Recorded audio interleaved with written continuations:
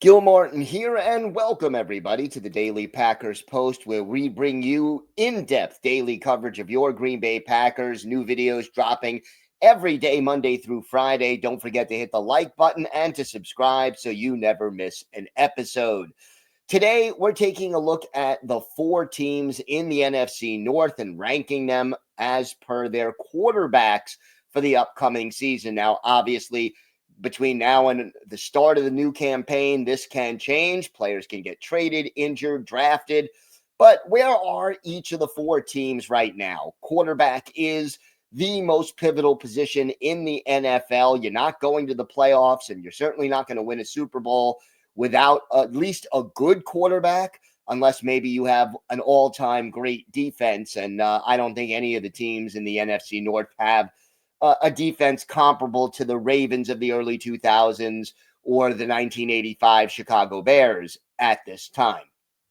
So what are we looking at? We're going to judge each team's starter and their backup. The emphasis is on the starter, but, if it's close, having a strong backup can help a team pull ahead.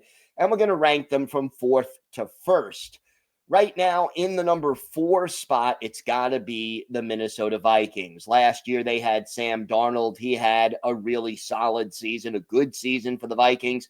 He's not there anymore. And they are going to turn to 2024 first-round pick J.J. McCarthy to be their quarterback. The Michigan alum has not taken a snap in a regular season NFL game.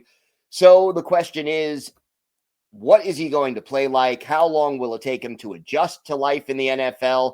And, how good is he going to be once he gets started? Now, the Vikings certainly do have some really good weapons at their disposal at receiver, at Aaron Jones back at running back, Justin Jefferson catching passes, among other really solid weapons. So it's not like McCarthy has to do it all himself.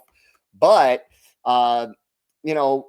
most of the time, it takes rookie quarterbacks, and McCarthy, while he did go through a training camp or part of one, he is still considered a rookie because he's never taken a snap. How long is it going to take him to have the game slow down for him? How well will he read defenses? How many interceptions will he throw? How accurate is he going to be? I mean, in college at Michigan, he was really good, but being good in college and being good in the NFL, A, not always the same thing, and B, it takes a little time. So we'll see how he does. Brett Rippon is the primary backup as of now. Here's a guy with some starting experience. You could do a lot worse than Brett Rippon as a backup. If he has to step in and start a game or two in a pinch, he's certainly capable of doing it. So, no proven starter right now, but obviously McCarthy, a player with a lot of potential as a former first-round pick. Coming in at number 3 right now, the Chicago Bears, Caleb Williams, first overall pick last year, struggled through an uneven rookie season. He did put up some decent numbers, 62.5% completion percentage, threw for more than 3,500 yards, started all 17 games, 20 touchdown passes, and only 6 interceptions. So at least the interception number was low, even if the touchdown pass number was not as high as you'd like in 17 starts. His quarterback rating for a rookie, a respectable 87.8. But here's the deal. We know Williams has all the tools, but he still needs to improve at reading defenses, and he had a habit of holding on to the ball too long. One of the reasons he was sacked 68 times last year. Now, the other part of that equation is the Bears' offensive line last year wasn't very good, and they spent a lot of money in free agency trying to upgrade that position.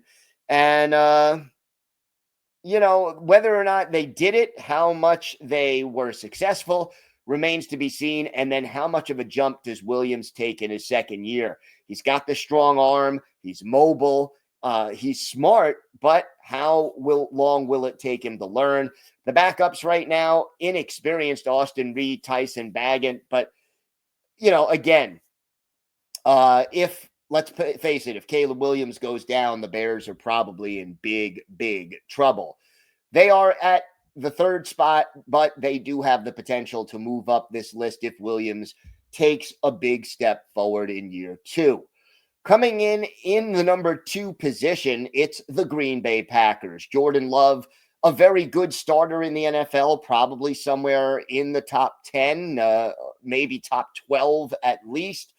He's very good. He's led the Packers to the playoffs in each of his first 2 seasons, but in order to become elite, he needs to work on his footwork, his accuracy on long throws, and maybe his judgment as far as reading defenses a little bit and knowing when to take a chance and when to make a check down. That seems to be something he improved upon in the second half of last year. Look, we saw Love be elite and dominant in the second half of 2023.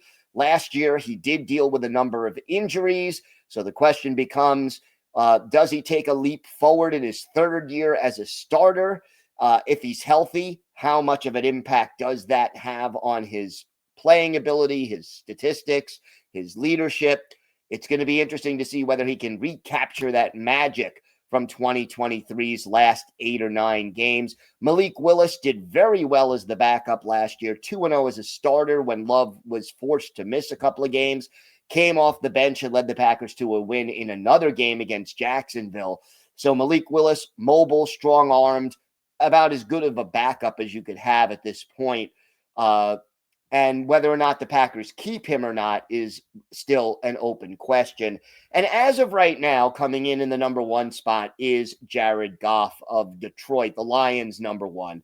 Goff had a career year last year, completed more than 72% of his passes for 4,629 yards and 37 touchdowns.